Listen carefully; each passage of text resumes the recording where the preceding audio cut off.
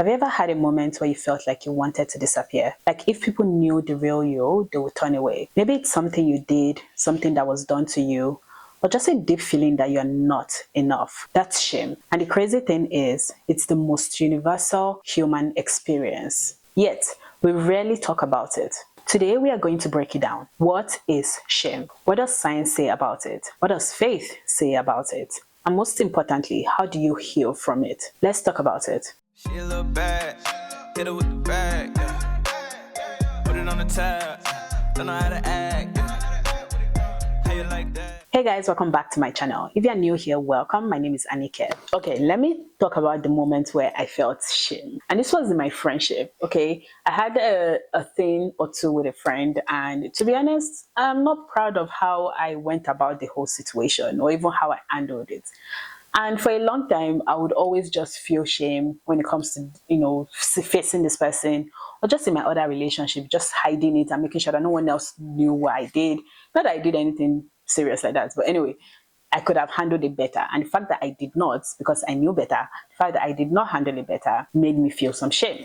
And maybe for you, it was something else. Maybe you were ashamed about your body. Maybe you were told that you were not smart enough, good enough, or worthy enough. Or maybe your shame isn't from what you've done, but what was done to you. And that's where shame can get a bit tricky. It doesn't just make us feel bad about our actions. It makes us question our own identity. So what does the science say about shame? Research by Dr. Brené Brown, I hope I'm pronouncing her name correctly, one of the leading experts on shame, defines it as the intensely painful feeling or experience of believing that we are flawed and therefore unworthy of love, belonging, and connection. Neuroscientists have found that shame actually activates the same part of the brain involved in physical pain. And that's why a moment of deep embarrassment or humiliation can literally make us feel sick. Shame is also linked to the fight, flight, or freeze response. Some people fight it. They overcompensate by being perfectionist. Some people take flight. They avoid vulnerability at all costs. And others freeze.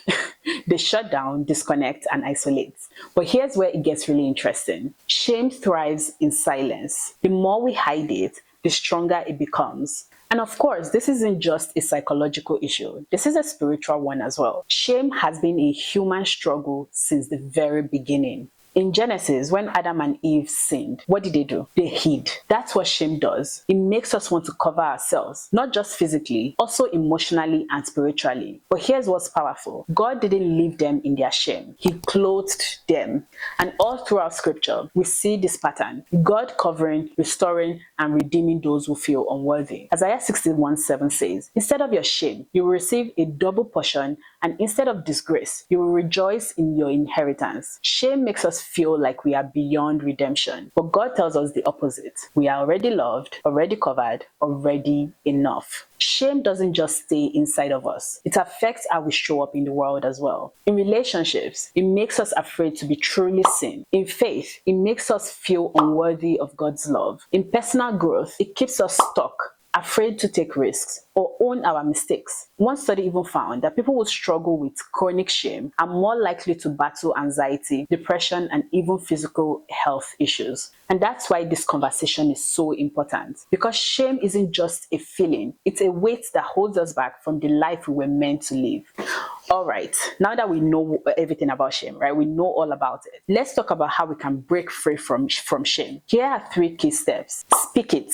Brené Brown says, shame cannot survive being spoken. The moment we open up about our shame, we take away its power, whether it's with a trusted friend, a therapist, or in prayer. Bring it into light.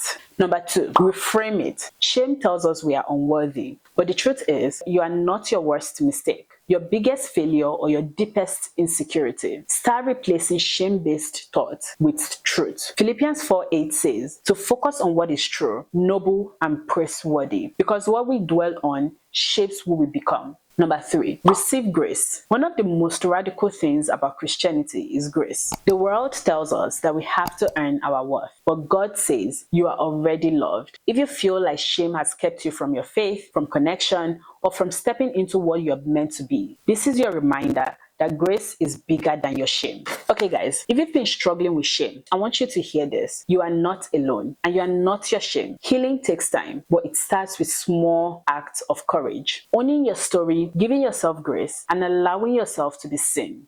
I'd love to hear your thoughts on this. Have you ever experienced shame that held you back? What helped you break free? Let's start an honest conversation in the comments. And if this video resonated with you, please don't forget to like, share, and turn on your post notification bell. If you are not subscribed already, I don't know why I'm still telling you this. Please subscribe, okay? Like, please subscribe. And don't forget to take care of yourself, okay? Don't let shame bring you down. It is for the devil, it is for the enemy. Don't allow shame to take away your glory, your light. All right, guys, thank you so much for watching, and I'll see you in my next one. Bye. She a little bad, hit her with the bag, yeah. Put it on the tab.